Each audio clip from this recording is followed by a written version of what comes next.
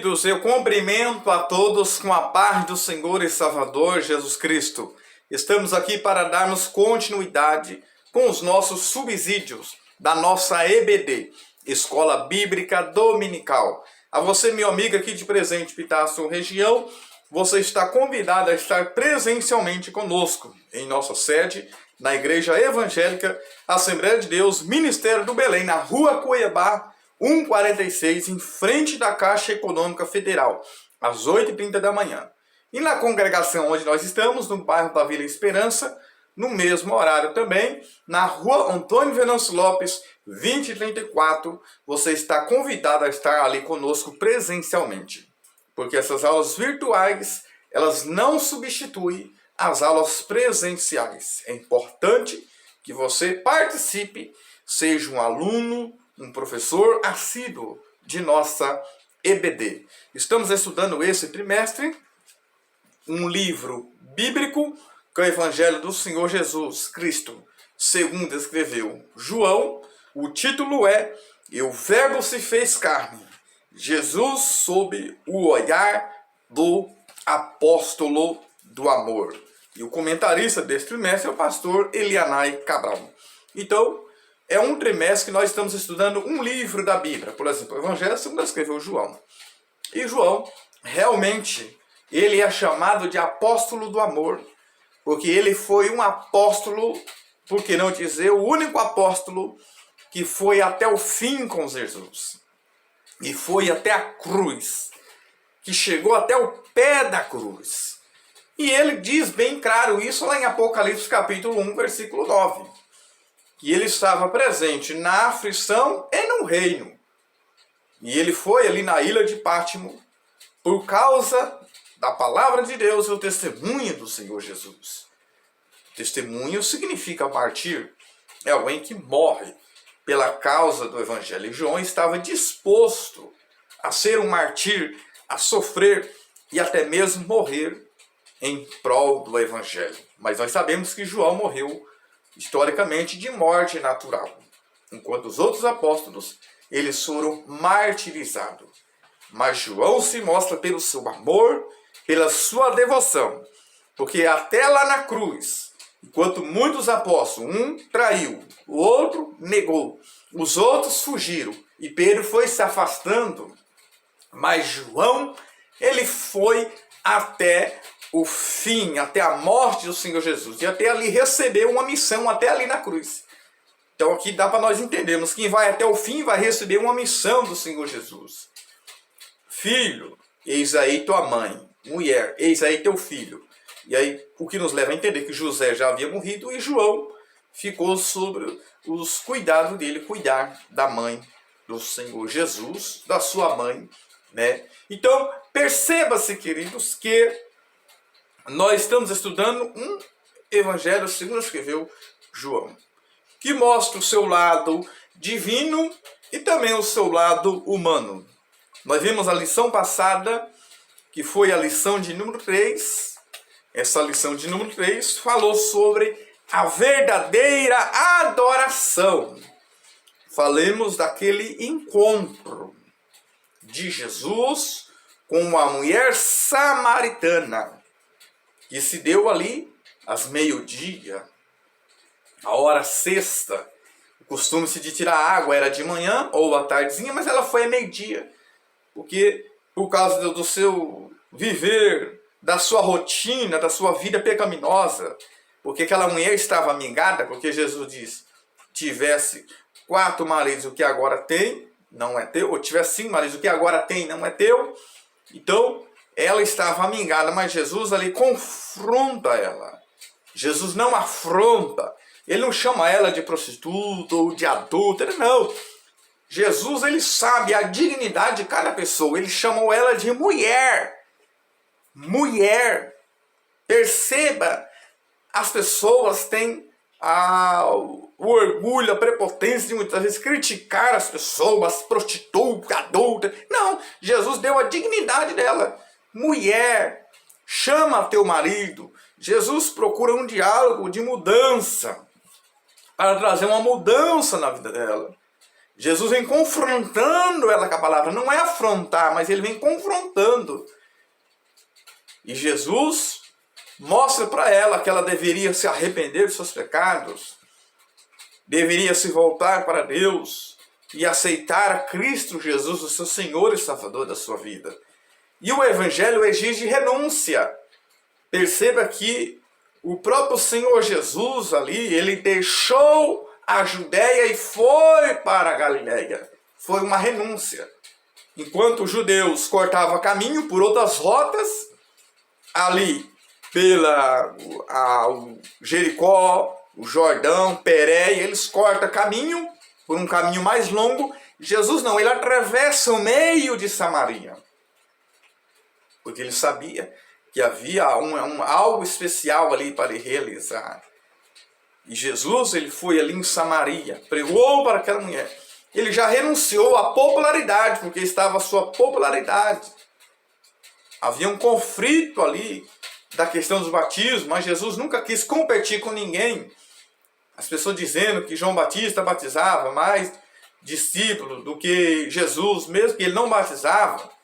Mas Jesus não queria isso, então ele vai pregar em outro lugar. Porque o propósito do reino não é competir, mas é edificar e fortalecer, é o crescimento. Também Jesus, veja que ele, como ser humano, ele se cansou, parou, teve sede. Ou seja, ele cansou, né? Ele teve sede, ele ficou com fome, mas ele não parou, né? Ele se assentou ali, mas ele não parou, porque mesmo ali, cansado, ele pregou o Evangelho, pregou a palavra do Senhor. E a mulher que foi buscar água, quando ela ouve falar de Cristo, ela até deixa de lá da água e vai na cidade e anuncia Cristo a todos os homens. E aquela cidade, ela é impactada. Então veja que Jesus abriu mão da comida, porque os discípulos haviam ido comprar comida. E Jesus mostrou para aquela mulher que ele era um ser diferente, ele era um ser divino, tinha uma água para oferecer para ela, que saciaria a sua sede, não precisaria mais ela beber daquela água, que é algo momentâneo, passageiro. Mas Jesus falou para ela que não tinha apenas um poço, mas uma fonte de água para jorrar para a vida eterna. Então Jesus, ele usa algo natural, ele usa algo dali da natureza, ele não perdeu tempo por pregar o Evangelho, usa algo da natureza, do rotineiro, para trazer lições espirituais para aquela mulher. Então ele abriu mão da comida e a mulher abriu mão da água. Porque perceba que ela deixou o campo e foi à cidade. Perceba que você vai ver sempre essa expressão, deixou e foi. Porque o Evangelho é renúncia. Jesus ali ensinou aquela mulher o caminho da verdadeira adoração a Deus. Essa verdadeira adoração que é em espírito e verdade. Não é nem no Monte Gerizim, a qual os samaritanos haviam adotados, que é o Ebal, né, e Gerizim, mas eles fizeram um monte, ele construiu o templo em Gerizim, a qual foi destruída há 150 anos atrás. E também não era em Jerusalém, mas a verdadeira adoração é aquela que adora em espírito e em verdade. Perceba que Jesus, então, falou que já era o tempo da colheita. Jesus ficou ali ainda 2 dias que eles pediram. E Jesus ali pregou o Evangelho, pregou a palavra do Senhor ali na cidade de Samaria, através de uma mulher. E também com a sua presença ali. Então, queridos, nós estamos sobre isso, a lição passada, a verdadeira adoração. Quando se fala em adoração, alguns pensam que é estar na igreja, é estar pulando, rodando, sapateando. Não, não é um lugar geográfico, mas é em espírito e em verdade, aquela adoração que sai de dentro do meu e do seu interior, né? Do meio do seu interior, em espírito e em verdade. Isso mostra que o nosso Deus, ele é o Deus da verdade. Jesus, ele disse até para o próprio Satanás, né? Até para o próprio Satanás, adorará somente a Deus e só a Ele servirás. E nós aprendemos na lição passada que a verdadeira adoração tem a ver com serviço, uma vida de dedicação a Deus. E hoje nós estamos com a nossa lição de número 4.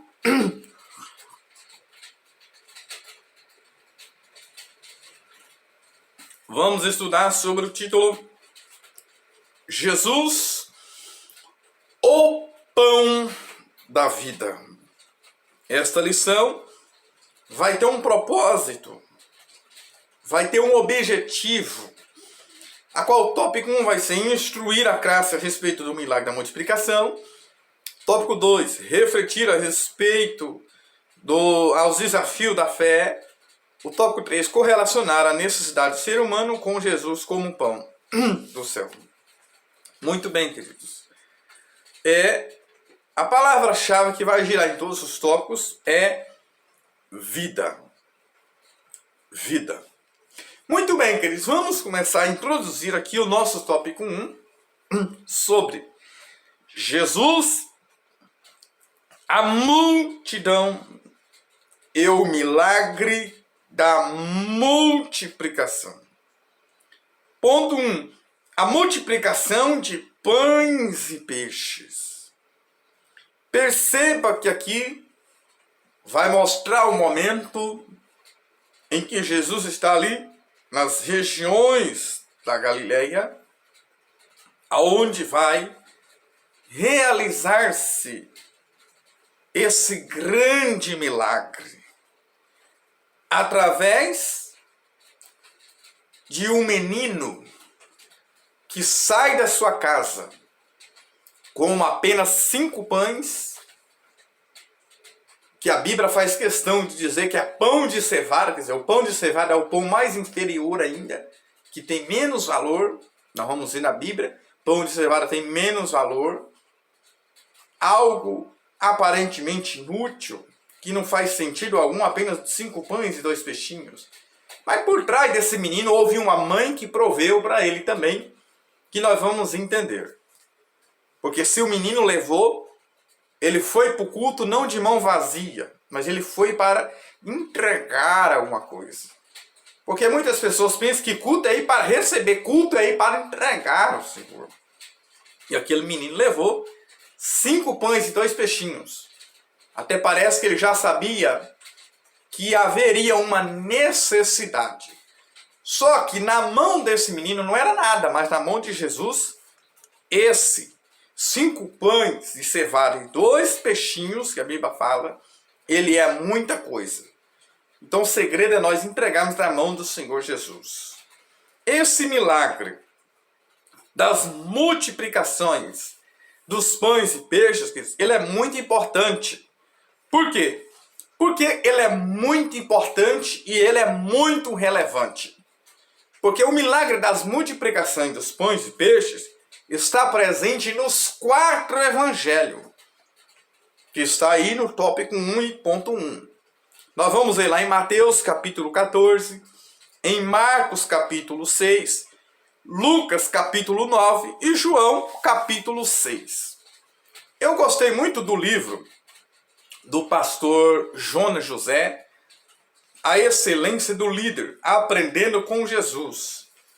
E ele faz questão de destacar na página 30, falando sobre essa multiplicação dos pães e peixes nos 4 evangelhos. Os 4 evangelistas, falam sobre esta multiplicação dos pães e peixes. Eu falo 4 evangelistas, porque o evangelho é um só em 4 perspectivas, 4 escritores. Mas é importante destacar que ele destaca que cada um vai trazer uma visão acerca dessa multiplicação. Por exemplo, nós vamos ver lá em Mateus. Mateus afirma que Jesus moveu-se de íntima compaixão. Íntima compaixão. E Marcos mostra que Jesus teve compaixão da multidão porque era ovelha sem pastor. E Lucas afirma que Jesus recebeu a todos e lhe falava do reino de Deus. E João mostra que Jesus subiu ao monte e viu ali a multidão, e Jesus fez isso para provar, para experimentar a vida dos apóstolos. Perceba que cada um falou dentro de uma perspectiva que ele recebeu essa mensagem do Senhor Jesus. Perceba aqui, queridos, a Bíblia diz que era cerca de 5.000 pessoas que estavam presentes nesta multiplicação. Só que não era contado as mulheres e as crianças. Geralmente, os judeus contavam somente os homens de 20 anos para cima. Então, perceba-se que, lá em Mateus 14, versículo 21, Mateus fala que além de mulheres e crianças, vamos supor aí que tem 5.000 pessoas. Se acaso cada um fosse casado, já era 10.000 pessoas. E se cada um tivesse um filho, vamos dizer, aí seria 15.000 pessoas. Mas não chega a esse fato. Mas podemos aí aproximar o número aí de aproximadamente 15.000 pessoas que estavam presentes nessa multiplicação dos pães de peixe. Eu estou falando aqui, queridos, um número aproximado, porque ninguém pode se ater a dar um número concreto. Mas vamos rodear aí entre aproximadamente 15.000 pessoas. Na teologia, quando se fala o número aproximado, se entende-se que pode ser um pouco a mais, porque o a mais também vai aproximar, mas também pode ser um pouco a menos. Então, é importante nós enfatizarmos esse milagre. Ponto 2 aí diz que esse é o único milagre mencionado nos 4 evangelhos. E esse milagre é o milagre mais conhecido em todas as religiões. Se você for ver na Igreja Católica, entre outras religiões, esse milagre é muito conhecido. É um milagre que ele é mencionado, como diz, nos 4 evangelhos. Né? Nos 4 evangelhos, os 4 evangelistas falam sobre esse milagre e procura mostrar essa multiplicação dos pães de peixe. Então, com isso, nós enfatizamos o poder de Deus sobrenatural, que distingue dos outros milagres das curas, né? E milagres de outros tipos. Porque perceba que a ênfase em repetir em todos os 4 evangelistas, né? Mateus, Marcos, Lucas, João, mostra a sua importância. E João também faz questão de destacar para mostrar o poder de Deus. Ponto 3 diz qual era o interesse da multidão. Ou seja, nós sabemos que nem todos estavam ali porque queriam um compromisso com o reino, porque amava Cristo ou amava a sua palavra. Eu estou escrevendo um livro, queridos, que, se Deus nos der a graça, nós vamos concluir. E tem um fato que eu estou destacando sobre multidão ou discípulos e pessoas que seguiam a Jesus em seus dias. Havia pelo menos uns 5 grupos de pessoas que seguiam a Cristo em seus dias. Primeiro, os curiosos. Segundo, os doentes. Terceiro, os religiosos. Quarto, a multidão que ia pela comida, geralmente. E quinto, os discípulos que ia realmente porque ele amava a sua palavra. Agora eu pergunto, será que eu e você somos multidão ou somos discípulos? Então, é importante nós destacarmos que o próprio Senhor Jesus, ele disse que eles estavam ali apenas por causa da comida. Não é nem pelos sinais, mas sim pela comida, pelo pão que eles saciaram. Nós vemos isso. E aí Jesus se aproveita nesse momento, nesse contexto, para dizer que ele é o verdadeiro pão do céu que sacia a alma. Porque o pão literalmente sacia a necessidade física. E Jesus fala que ele vai satisfazer a necessidade da alma. Então, qual era o interesse da multidão? Nem sempre o interesse da multidão era por amor à palavra de Cristo, mas eles iam atrás de milagres, e poucos mostram interesse pela palavra de Deus. Pasme aqui o Senhor, em nossos dias não é diferente. Muitas pessoas vão à igreja somente atrás de milagres. Eu vou lá buscar minha bênção, eu vou buscar minha bênção. Muitos vão atrás de porta de emprego, muitos vão atrás de casamento, muitos vão atrás de interesses pessoais, muitos vão para fazer negócios. Não podemos ir a Cristo por interesses pessoais. Não, Jesus mostrou aqui que muitos estavam ali por interesses pessoais. Não podemos ir a Cristo por interesses, queridos. Perceba que muito desses aqui vai ali somente por interesses pessoais. Não podemos ir a Cristo por aquilo que Ele faz, pelos milagres que Ele vai fazer na minha vida. Mas nós temos que ir a Cristo por aquilo que Ele é, por tudo aquilo que Ele representa na minha vida, né? Por tudo aquilo que Ele representa na minha vida. Poder de Deus e autoridade. Poder de Deus, aquilo que Ele faz. Autoridade, aquilo que Ele é na minha, sua vida. Mas não podemos ir a Cristo somente por aquilo que Ele faz, mas sim por aquilo que Ele é na minha vida.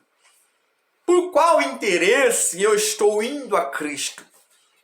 Por qual interesse você está na igreja? Ou será que não está na igreja por medo de ir para o inferno?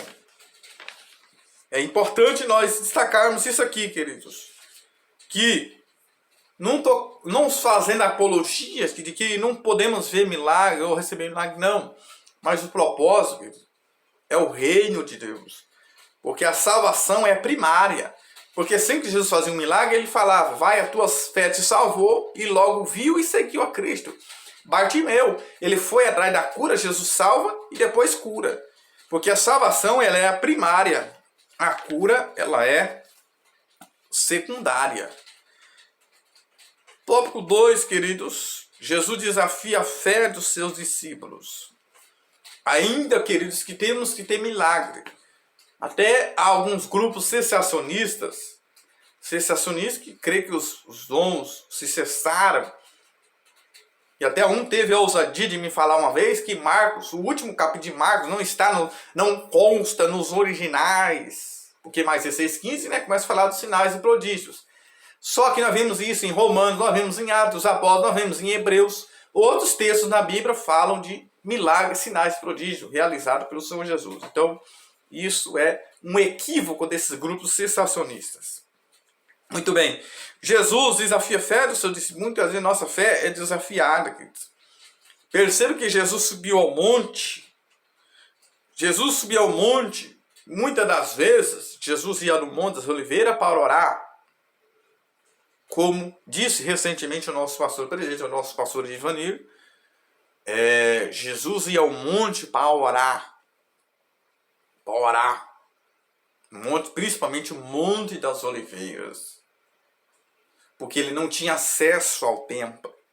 Muitos hoje querem ir em monte somente por lá, em monte, não estou falando apologia de que não pode orar. Mas alguns já me criticou. Você não está orando porque você não está orando no monte. Quer dizer que a minha oração só é ouvida no monte? Nós temos oração na igreja 3 vezes por semana e na sexta-feira de manhã, quando eu posso, estou ali. Então não podemos ter esse tipo de idolatria. Mas Jesus aqui subiu a esse monte ali, na região da Galileia. Ele subiu a esse monte porque ele queria ver a necessidade das pessoas. E ele sentou ali com os seus discípulos para conversar, para dialogar, porque ele queria ver a necessidade dos seus discípulos. Mas ele viu além dos seus discípulos, ele viu a multidão. Jesus então coloca ali Filipe na prova, né? Estava próximo à Páscoa, ele colocou Filipe à prova. Por que Jesus direciona Filipe? Porque Filipe era daquela região, João 44, Filipe era de Betsaida, cidade da Galileia. Porque Filipe sabia que realmente era impossível ter pão ali. Então vai e pergunta a Filipe. Muitas das vezes também a nossa fé é colocada à prova. Quando Jesus subiu ao monte, ele viu além dos discípulos, ele viu a necessidade das pessoas, né? Então, todo relacionamento com Jesus, seu discípulo está sendo fundamentado em um ensino, né? Ele senta ali com o seu discípulo, ele começa a ensinar aos seus discípulos, ensinar a palavra do Senhor. Houve aí o ponto 2, o desafio para os discípulos, a qual Filipe foi colocado à prova. Mas aí, alguém dá uma ideia, né? Alguém dá uma ideia, quer dizer, 6, 8, André, está aqui um rapaz. Um morava ali, mas não sabia o que fazer. O outro dá ideia, mas não tem fé para pôr a ideia em ação. Mas o que é isso para tantos? Perceba que o Senhor Jesus estava desafiando a fé dos discípulos. Por que ele faz isso com a minha e a sua vida? Para desenvolver a nossa fé, para ver aonde que está fundamentado a minha e a sua fé. Quantas vezes Deus permite algumas coisas, alguma situação, para ver aonde está firmada, porque o Senhor nos prova até o último, até o extremo. Mas qual o propósito disso tudo? É o nosso crescimento espiritual, queridos. É o nosso crescimento espiritual. E aí, ponto 3, uma lição de provisão. Jesus ali pega os 5 pães e os 2 peixinhos, pães de cevada e 2 peixinhos, e ele deu graças ao Pai. Você tem dado graças a Deus por tudo que Deus tem dado na sua vida? Anote essa frase, hashtag, a gratidão celebra o que tem, mas a murmuração, ela cobra o que falta. Muitas vezes a pessoa murmura, ela cobra o que falta. Mas o grato, ele vai celebrar o que tem. Hashtag, a gratidão gera provisão. Mais outro ponto, a gratidão gera provisão. A gratidão celebra o que tem. Mas a murmuração, ela cobra o que falta. Muitas pessoas cobram o que ele não tem, mas não conseguem se alegrar e dar graças a Deus por aquilo que ele tem. Jesus, eu já virei. É o Deus que provê sobre a minha e a sua vida. Ponto 3. Jesus, o pão que desceu do céu. Essa expressão pão é usada muito na Bíblia, querido. Jesus sempre se identificou como pão do céu. Há um momento na Bíblia, Gênesis 3,19, a primeira vez que a palavra pão é mencionada. Do suor do teu rosto comerás o teu pão. Só que, no terceiro dia, Gênesis capítulo 1, do 9 ao 13, já fala da semente que Deus daria. A semente para plantar, ou seja, é aquela sementeira. Jesus também se identifica como essa semente, o grão de trigo. João 12, 24, quando os gregos queriam ver Jesus, ele, se o grão de trigo cai na terra, fica ali, fica ele só. Mas morrendo, esse vai dar muito fruto. Ele está se identificando a ele mesmo, ele é o pão vivo que desceu do céu. Qual é realmente o interesse da multidão? Perceba, ele estava indo atrás do pão. Né? Atrás do pão, João 6, 24, eles vai até num barco emprestado ali para Cafarnaum em busca de Jesus, porque eles queriam o pão. O próprio Senhor Jesus falou isso. E o próprio Senhor Jesus, ele se identificou, ponto 2 aí, como esse pão do céu. Pão, que do português vem do latim panis, quer dizer nutrição. Os romanos, sabiam, os egípcios, a primeira padaria do mundo foi no Egito. E Jesus se identificou como esse pão vivo, que desceu do céu, a ponto dele falar, eu sou o pão da vida, João 6, 50, né, e 51. João 6, 35, 48 e 51. Que é uma das 7 declarações, eu sou, nesse contexto. E sempre ele fala, eu sou, mencionando a ele mesmo. Então Jesus, ele dá esse alimento. O que é comer o pão? Perceba-se, querido. Comer esse pão é se alimentar de Cristo. Jesus, usando o apóstolo Paulo, usou esse simbolismo na Santa Ceia do Senhor Jesus. Eu amo essa expressão da Santa Ceia, 1 Coríntios 11, 24, porque ali fala do memorial e nós vimos na perspectiva de 4 olhares. 1 Coríntios 11, 24, memória de mim, ou seja, fala de um olhar para trás. relembrar aquilo que Jesus fez. 1 Coríntios 11, 26. Até que um dia Jesus ia comer, ou seja, no futuro. Anunciais a morte do Senhor até que ele venha um futuro. Então aqui fala de um olhar para o futuro. Então quando celebramos a ceia, anunciamos a morte do Senhor até que ele venha, assim, um olhar para o futuro. Depois, um olhar para dentro. 1 Coríntios 11, 28. Examine-se, pois, o homem assim coma desse pão e beba dessa cálice. Um olhar para dentro. Versículo 33, 1 Coríntios 11. Quando vos ajuntais para comer, esperais uns pelos outros. Ou seja, um olhar em volta. Então, na Santa Ceia, como nós vemos aqui, memorial, um olhar para trás, um futuro, até que o Senhor venha, um olhar para dentro, examine-se, pois, um homem a si mesmo, e um olhar em volta, comunhão. Então, na Santa Ceia, nós vemos isso. Jesus é esse pão vivo que desceu do céu para saciar a minha sua vida. Ele é o pão da vida.